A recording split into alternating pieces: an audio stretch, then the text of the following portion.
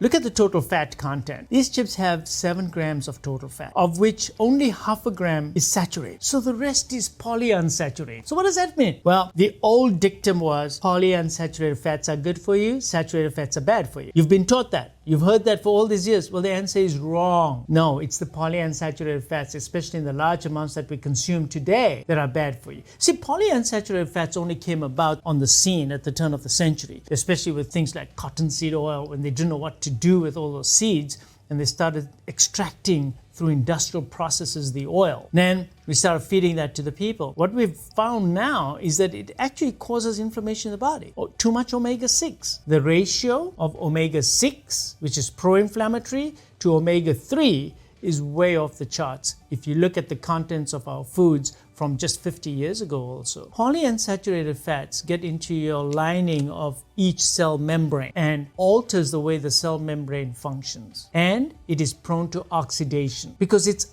unsaturated. So the bonds, chemical bonds that are available for interaction. Because of that, this interaction and oxidation process occurs on your cells. Your cells become dysfunctional. They can't work normally. Saturated fats are infinitely preferable than polyunsaturated fats. So whenever we look at the fat studies to see that, high-fat diet caused low-grade endotoxemia, for example, leaky gut and lipopolysaccharides get into the bloodstream and it's all from saturated fats, we have to be more careful. We need to look to see what kind of fats were we talking about. There needs to be a clarification. Fats are not just fats. There's trans fats, which are now, of course, banned, and nobody should eat trans fats. Polyunsaturated fats are a problem. Saturated fats have been with us for thousands of years, and there was no evidence of coronary artery disease in most civilizations before the turn of the century until these vegetable seed oils came onto the market. So let's look at some of these vegetable oils. So these oils are extracted from seeds, and they call them vegetable oils. Not from vegetables, they're from seeds. So whether it's soy oil